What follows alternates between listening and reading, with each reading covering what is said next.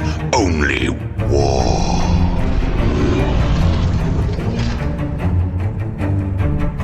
What is up, gents? 40k Dirtbags here. We got a tournament battle report for you today. We did 3-0 at the local RTT news store at Alternate Universes, Bluebell, Pennsylvania. We did our Kroot 3-0. Super excited about playing these guys again. They are a good detachment. I'm surprised that they haven't won any GTs yet. I really wanted to run this at the next GT coming up this weekend, but Death Guard dropped, and Death Guard is legal, so we're going to be running Death Guard at the local GT. Local GT is about 60 to 70 players there, so that's gonna be fun.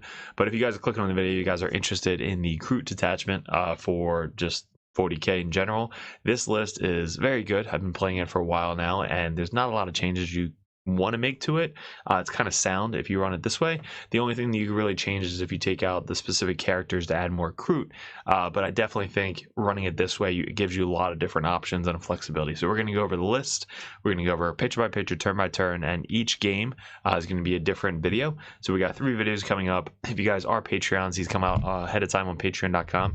Thank you to all my Patreon supporters. Wouldn't be doing this without you. And if you guys are interested, check out these new Dirtbag swag shirts. We do have a Kroot one available up on the website. It's in the description below. So let's get into the video with the list, and then we'll get into each battle going forward.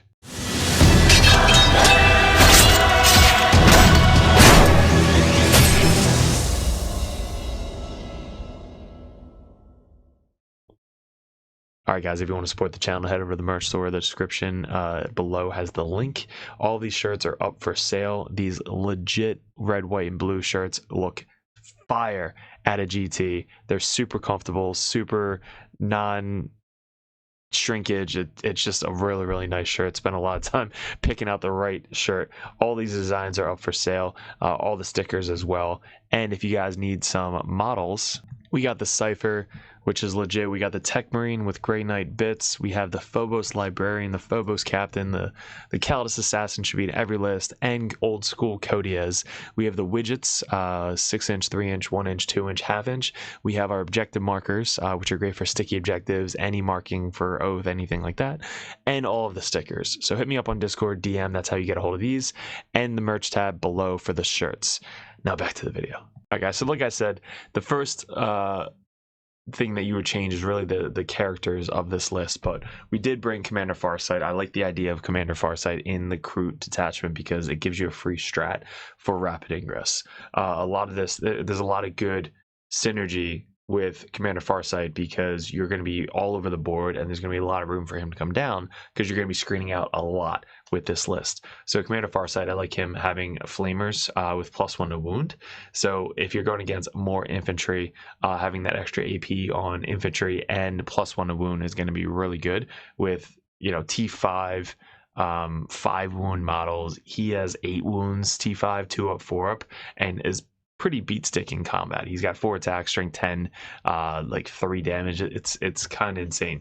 So I bring him in here. He's quick, durable, great for, you know, behind enemy line secondaries and killing, you know, other characters as well. He does survive. So him with a unit of crisis suits, you can bring Melta, but I found out that Melta, once they kill whatever their target is, they just die. So I play these guys a little bit more defensively, not like just throwing out just go kill one target. It's more of like rapid ingressing down when you're going to get charged by some demons or some, you know, infantry units that you really want to kill. You could rapid ingress them down and then get an overwatch for the unit that is about to charge you. So that's a really good strat. You can bring them down just coming down in deep strike as well, just kind of get some flamer shots off, and then they can overwatch for free in the opponent's deployment zone. So that free strat alone on his unit is very good. So we're leading it off with him.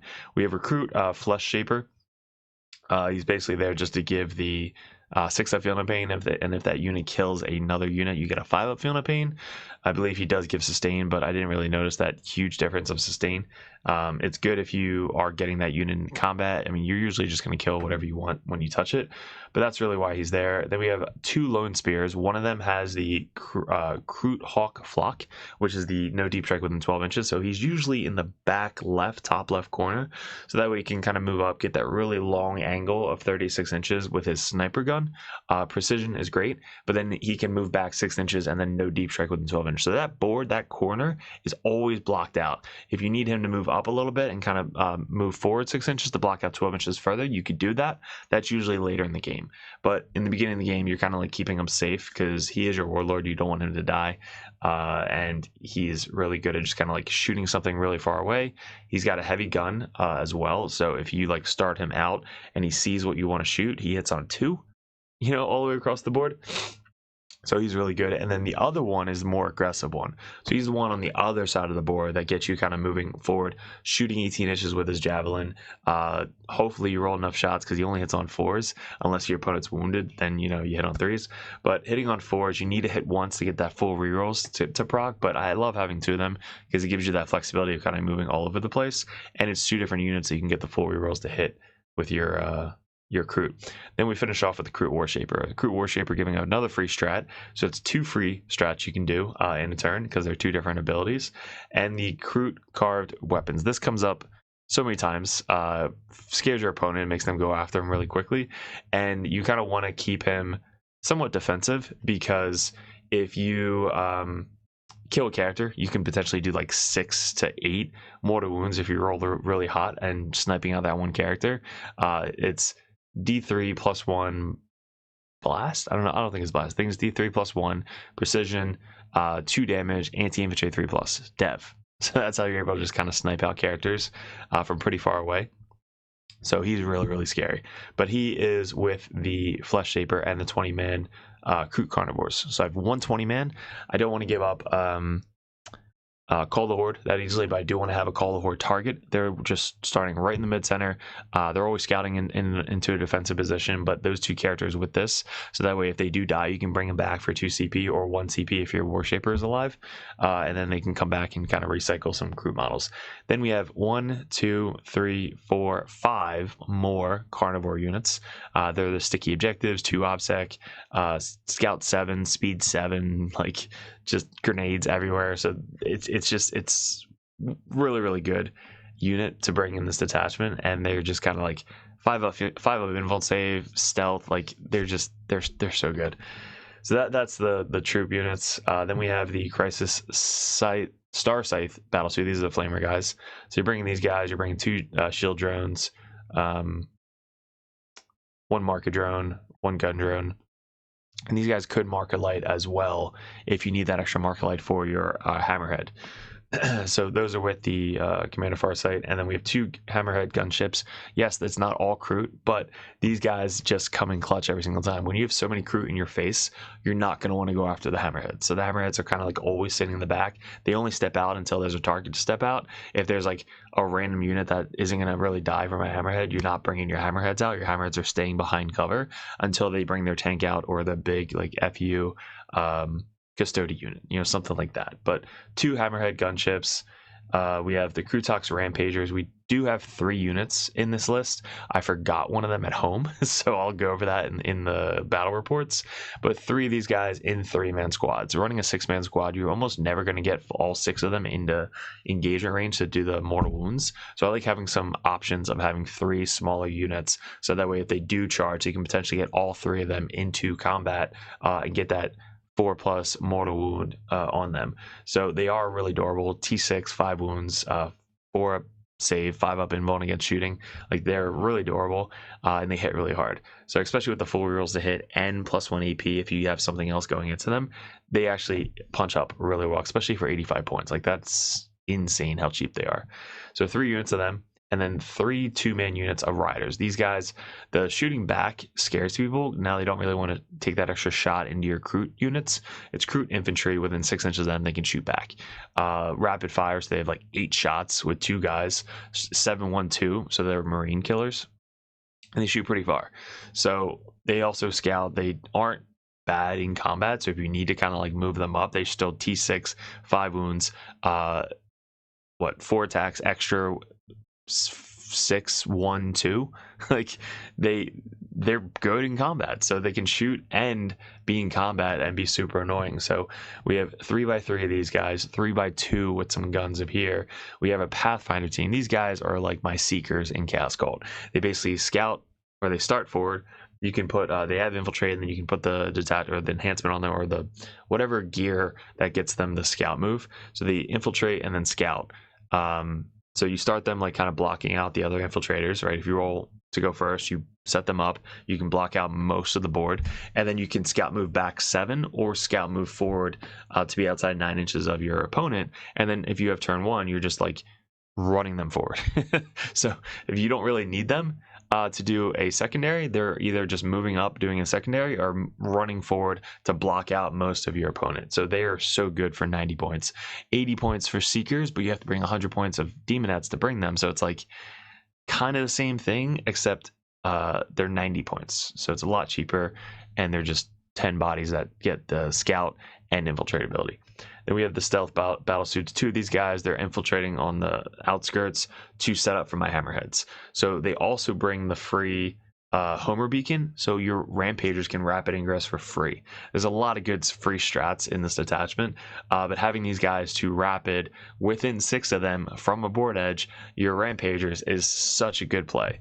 That is why they're in the list. And then obviously one of the best units we have in the Kroot book is the Vespid Sting Wings.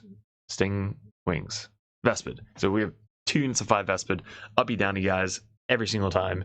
So good, and their guns are actually really scary.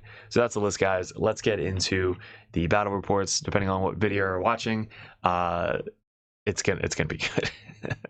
All right, guys, our first game is against Chaos Knight. This is one of our cuddle buddy people, TJ, local guy. Prints a lot of my shit for me. Awesome dude, super nice. He's playing Chaos Knights with a shit ton of war dogs. 1, 2, 3, 4, 5, 6, 7, 8, 9, 10. I think he has 3 in reserves as well. So we got the mission up. The first mission is actually, it's going ham. So every time you play at AU, we always try and like make a silly 3-letter word in it. So this one is ham. So the first one is H. We haven't played H or really this deployment in a very long time. So it's kind of weird setting up going long ways. But it is stepping stone, so it's the one where it's 20 inches up, and then this is Dawn of War, so it's just straight 18 inches up from the board edge. So we always like to take a picture with the Kroot before scout and then after scout, just to kind of see like how crazy it is. But this one is a supply drop. So supply drop is, there's 3 in the center. You have to roll for Omega and Alpha, and then they get deleted. So for this game, I think we had this one going away first, and then we had this one going away second, and then this one is the on board for the rest of the game. This one's a very hard one to play with a GT packet, just because it's so hard to score, and not a lot of GTs like running it because of that specific reason. You want more like a balanced game or something you can easily get 100 points with. So with this one, it's very hard to get 100 points in this mission. So you get 5 points on turn, I think 2 and 3, and then top of 4, the other one goes away, which then you get 8 points. And then on turn 5, if you hold the primary objective, you get 15 points. So again, very hard, but let's get into it. So for us, we're playing supply drop. Kroot went first. So this was our infiltrate. As you can see here, I started everybody pretty much forward. I could have started more this way if I wanted to. He does have a strat where you can just move through me anyway, so it's not super particular against Chaos Knights to like block them in their deployment zone, but you're still going to be able to block most of them in, because he can only move through with 2 of his knights. In his reserves, I think I took a picture of it. These are reserves. So we always put 2 10-man Kroot units in reserve. We put the jump dudes in reserve with the Farsight, Kroot Rampager unit, and a Kroot gun unit. So that was in reserves almost every single game. Again, I forgot. I actually have 3 more Rampagers that I forgot to bring at this tournament. So technically I had 6 Rampagers in reserves, but I forgot to use them. These are our hammerheads. This is from Spooky. He painted these guys out. These are the custom Kroot hammerheads. I did get some engines from Sam, who prints amazing stuff. He is doing I'm trying to do engines on their like hips, like Tau hammerhead engines, to make their butts wider. So that way it's kind of the same footprint as a normal hammerhead, because it is the same height, it's the same length. I just need the same width or girth to make it kind of like legal. That way there's no like questioning about it. So that's what I have to kind of work on with my hammerheads. But these look fucking sick. I love these things. So I'm using at the local tournaments. I'm not sure if I'm going to bring it to a GT. I would have to ask earlier. But yeah, look at that far sight. Super beautiful. Okay, and then his reserves, he's got 2 brigands and a carnivore in reserves. Then his list is basically just every gray guy is a brigand, every red guy is a carnivore. So it makes it super easy for the list. And this is after Scout. So you can see before Scout we were on the line, and this is after Scout. So we did go first, so we get to kind of scout more aggressively. I told you the lone spears are on the edges, so we have one aggressive one here, one long range up here, hammerhead up there, hammerhead right here, always. Just so you can kind of like peek out that little corner and then shoot that way. We put our big 20-man up forward. We put these guys up 10-man, 10-man, 10-man. Vespeter in the back because they're going to go uppy downy, and the stealth suits, and like I said, these guys are now going to move forward because I didn't get really anything crazy turn 1. We got extend and assassinate turn 1. He put one of his war dogs on the point to try and get sticky. I think if this carnivore was his character, he wouldn't have died turn 1. So his one character was right here with sticky, so that way I was able to kind of like just move up my hammerhead, just peek out a little bit, get straight line of sight to his character, and just blow up his character turn 1. And that was a good assassinate turn 1. So we got assassinate, extend, pretty easy turn 1 for us. We just kind of like went up. We have sticky on all the points, and we're just waiting to kind of see what he does. And look, we jammed as much as we could. He's able to kind of move through our guys. He can move through the building if he wants, but he has to spend a CP, and he can only do it with 2 models. Everybody else then is kind of stuck where they are, and that was the goal turn 1, is what these guys are able to do. So then his turn 1, he moves up as much as he can. He just wants to get out of his deployment zone, so he moves up all of his carnivores. His brigands kind of sit back and start shooting. All these guys scooch up. This guy scooches up on the point to do. He's got engage turn 1 and cleanse. So I think he moves up here or here to get a cleanse off. Where does he get this guy? So I think this guy scooted through me to get onto this point to cleanse, because I don't think anything else could have got to the other 2 points. Yeah, so I think this guy moved up here to get a mini cleanse, and then everything else kind of got into combat. So he was able to make a charge off on some of these guys. I don't have any reactive moves with this because I didn't bring the kill teams. Some of them are kill teams because I like their models. Like these guys are the kill team models, but I just painted them a different color, so that way it's easy to decipher which Kroot belongs to which unit. So we got like purple, big 20-man, orange and red, blue, and then everybody else is different colors. So after our turn 2, we basically decide to like, all right, we have to commit and just move up and try and, you know, keep them off the points. So turn 1, we get 10 for primary because we held the center and we held the top. We didn't hold this one because he did move up and steal it from us. So for us, we moved up. We failed this charge here. The stealth suits moved up. These guys came down here to get on the point, just kind of like set up for the next turn. This guy kept moving up, shooting and moving back. So we moved up, shot this guy, gave full rerolls to hit with them. I tried to make that charge, but failed the charge. The hammerheads kept moving up, peeking out, blowing up a tank every single turn. We need to kill these 2 because these are the 2 closest to us. We basically are just like killing robots as they're, it's like the plant game, Plant and Zombies. Like they're moving forward and we're just shooting them dead every single time. The other hammerhead is up here, safe, shooting down this way. We want to try and kill these 2 dudes. He did blow up one of his guys, which kind of hurt his own models, which was funny in the 3rd game because we played knights in the 3rd game. But he kept blowing up and hurting his own models, which helps me because every time you're hurt, I get +1 to hit. But the other dudes are kind of hanging back. The gun guys, the rampagers are moving forward because they do hit hard. So I have one of these gun guys in combat because, like I said, they do hurt wounding on 5s with these. And then the other guys are charging in and then just murdering with their mortal wounds and 2 damage weapons. These guys were battle shocked. They moved up and kind of like blocked a little bit right here. And then this 20-man moved up to try and kill this guy, but I didn't kill it. I think I left it on like 1 wound because they aren't that good at killing tanks, wounding them on 6s. And if you're not at half already, I'm wounding you on 6s, so I don't get to wound on +1. I didn't have any rerolls on this guy, so I realized that 20-man blobs do not kill tanks without any buffs on them. So that was my mistake. We did bring the Vespid down here to try and block out his other tanks from coming in turn 2. So he wasn't able to bring in any of his tanks on turn 2 from the board edge reliably. So we blocked out everything in our deployment zone. We blocked out from this Vespid to this guy, so that was within 18 inches, so he couldn't come in this board edge.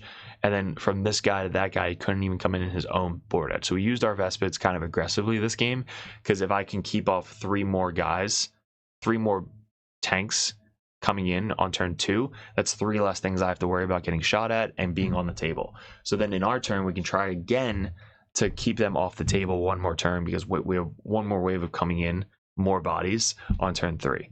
That was my goal of turn 2. So this is the end of turn 2. He basically was able to clear off most of that 20-man there. These guys are starting to advance out and spread out. That 10-man died really easily. They failed their charge, so they deserved to die.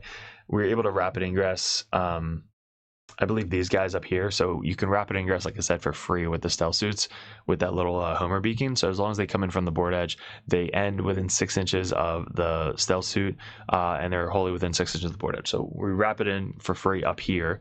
We're basically trying to hold this point as much as possible. All he has to do is walk one guy on this point and he takes it back. So it's really hard to hold it without all of your carnivores all over the point.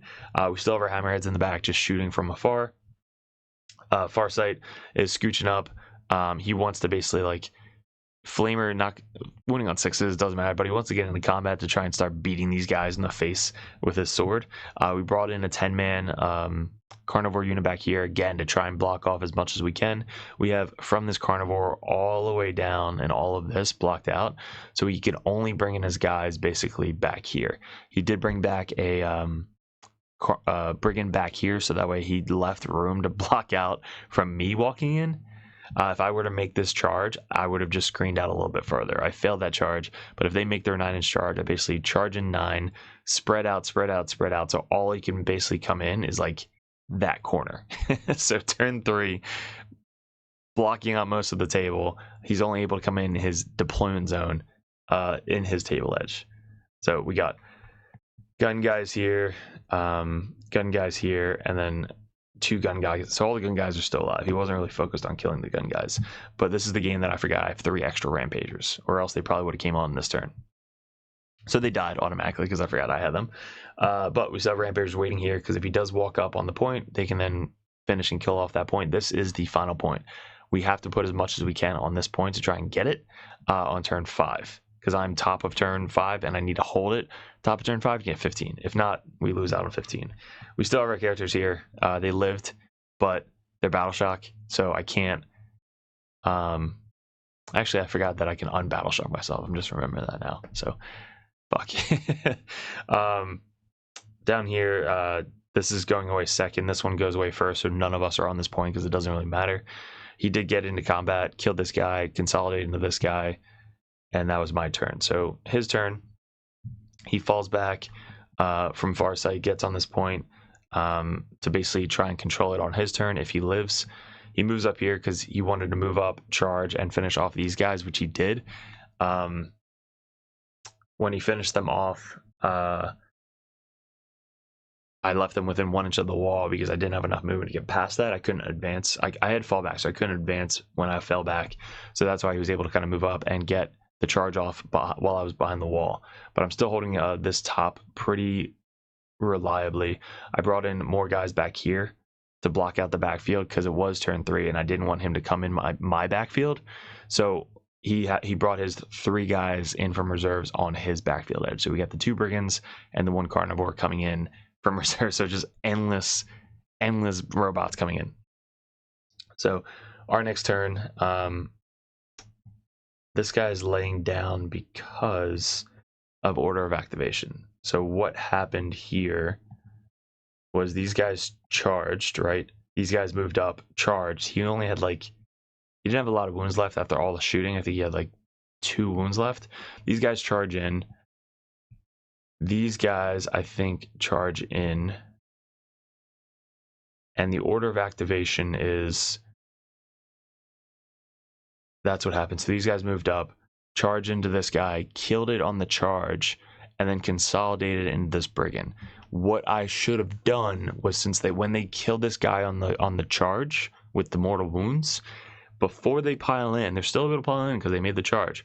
As long as they can pile into another enemy unit or consolidate onto the objective, I'm able to move them. What I fucked up was when these guys charged into here, these guys weren't in combat with anybody because they killed their target on the charge, so they're able to still pile into the brigand and make attacks. I should have fought with these guys first to kill this 2-wound model in the center of the table, and then moved up to this next activation to pile into this brigand and fight the brigand. So instead, I moved up, piled into the brigand, did a bunch of wounds to the brigand, but then he interrupted with this carnivore and killed these 2 guys. So that was just brain fart on me, my mistake. So he killed my 2 carnivore dudes, which they shouldn't have died. Like, that was just dumb. And then obviously the carnivores, or these guys, moved up. They might have actually killed that brigand because the brigand's not there anymore. Moved up, charged, moved up, killed the brigand, which they would have killed anyway, but then these guys should have attacked. So that was just order of activation failure. So now he's got a carnivore, 2 wounds right in front of me. I think I tried to overwatch him and failed, but let's see what happens next. So after my turn, I got some rampagers and gun guys in his deployment zone. These guys are just trying to hold the point as much as possible. These 2 are holding the point, but it's about to go away. Farsight is being defensive back here. So let's get into following turn. This goes away, center goes away. I have 10 guys here. He's got his carnivore, which moved up north, because again, we have to fight over the top objective. So not looking good for the Kroot. At this point, some guys are back here, but I can't get line of sight on this carnivore. These guys in the back aren't really doing much. And then this is basically the final board state. So we got a hammerheads up, moving up. I probably tank shocked the hammerhead into the tank and kill the tank. These guys are back here. The carnivores failed their charge again. These guys didn't matter, so this thing doesn't matter down here. This guy just moved up and charged the brigand, so he has to spend a CP to fall back, which is what he does. So falls back, steals the point, gets 15 because he's bottom of the turn, and this is the final board state. So like I said, not a huge scoring game because of this mission, but on turn 2, we get 10, 10, and then 8 because we held one of the 2 in the center, and then on turn 5, we didn't hold that last point, which sucked. We definitely should have planned that better on turn 3. So turn secondaries, though, we have 39 out of 40. This is a very, very good secondary scoring list. And then for TJ, he had 5 on turn 1, turn 2, because he held one of the points. And then he had a big whopping 15 on turn 5 because he went second. So 20 out of 50. And then for secondaries, he had 24 out of 40. Turn 1, he was only able to get 2 for cleanse, 2 for extend. 2 for locus, tenor, 5, and then 5 on turn 5. So pretty good turn 5. Bring it down and defend. So luckily we were able to get that on turn 5. But final score, 77-54 Kroot. So what did we learn? That 3 rampagers, extra 3 rampagers in the game definitely would have helped. That probably would have came up here. I would have had 3 more rampagers just kind of tear up the top of the board. I definitely should have. I think the Vespid, I sacrificed them to hold off 1 more turn, which I think was fine, because again, it did stop 3 more guys from walking on the table. So that I think was fine. The biggest mistake was putting too many units on the bottom here. Like, I think if Farsight was maybe up here, I could have ditched this a little bit sooner. The 20-man not killing this and having a 5-up feeling of pain was kind of huge. Definitely fumbled that a little bit. And I think since they were battle shock, I wasn't able to bring them back, which again was another mistake because they were battle shocked. I couldn't use the strat on them. I should have just unbattle shock myself. So that way, if he does charge me, I can then use that strat and bring back 20 more freaking Kroot in his like deployment zone or up top here. Like turn 4, they could have just walked in here and then just been on the point and like, all right, here's 40 OPSEC you have to try and clear off. That would have got me another 15 points on turn 5. So that would have been 77, 87, 90, 92 points. So 92 points, 92 to 54. That would have been a huge swing. So that was a couple of mistakes, and obviously the order of activation, like you guys saw with this, kind of a brain fart, but won't happen again. So hopefully these tactics help you guys out. If you guys are Patreon members, all these videos go up on patreon.com. Check out the merch because there's a lot of good merch on the merch store. And if you guys are interested in coaching, we do coaching on Competitive Dirtbag Patreon page. If you guys want a Grandmaster status, you can actually play me on TTS at some days. And also ask any questions, battle reports, suggestions, any Grandmasters. And if you guys are competitive, you can ask me any unlimited battle or unlimited list reviews, even for Kroot. So hopefully you guys enjoyed the video. I appreciate it. Let me know in the comments below what you liked, didn't like, and how we can improve on the channel. And stay tuned for video 2 against Custodes Lions. Really good player, local player, and it was a really, really crazy game. So stay tuned for that game. It's already up on Patreon. What is up, gents? 40k Dirtbags here. If you guys are interested in joining the Dirtbag Nation over at patreon.com, you get a bunch of perks. What we did in 2024 was we really expanded. I had traveled a ton and I played my ass off in 40k. Right now we're ranked #1 best player in the United States on ITC rankings. We were the #1 Chaos Space Marine player in the world this year in 2024. 2 years ago, we got ranked #1 Grey Knight player in the world, and this year we're probably going to go into Death Guard, hopefully when the new Codex comes out, or Emperor's Children. But you guys, if you guys want that head coach or that coach always in your corner, just to ask questions, bounce ideas off, that's what the Competitive Dirtbag and the Dirtbag Nation is all about. If you guys want to support the channel, you head over to patreon.com. You can join the Just a Car tab, which is $5 a month. You guys get access to the Discord Patreon tab.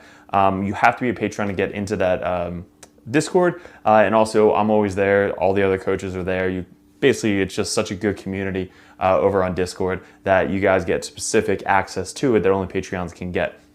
If you guys want to bump that up, the Competitive Dirtbag tier, you guys get to message me or another Grandmaster or another Dirtbag coach over the Dirtbag Nation to add unlimited questions, list ideas, list reviews, and bounce ideas off of. That's what having a coach in your corner is all about. If you guys want to bump up to the Grandmaster tier, that tier you get every perk under the sun. So basically you get access to Discord, you get one-on-one coaching, you get a call once a month if you guys would like to go over any RTTs coming up, any GTs coming up, any list reviews live over Discord chat, and also a special perk that Grandmasters get. If you guys want any video suggestions like we do all the time with these table setups that we just upgraded thanks to the Patreons, you guys get suggestions or battle reports you want to see specifically played live by a coach or myself on the next battle report, or a live battle report coming up on the Patreon. So you guys get obviously first access to all the videos. We post them first on patreon.com, but there's just a ton of benefits to having a professional coach that plays this game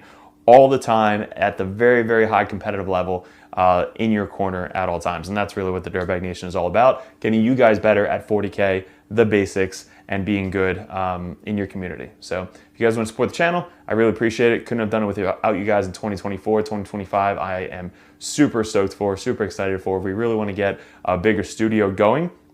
That is going to be my focus in 2025, is really growing the community on YouTube and Patreon specifically. So thank you so much for 2024, all my Patreons. If you guys are interested in joining and want that coach in your corner, head over to patreon.com and support the channel. Appreciate it.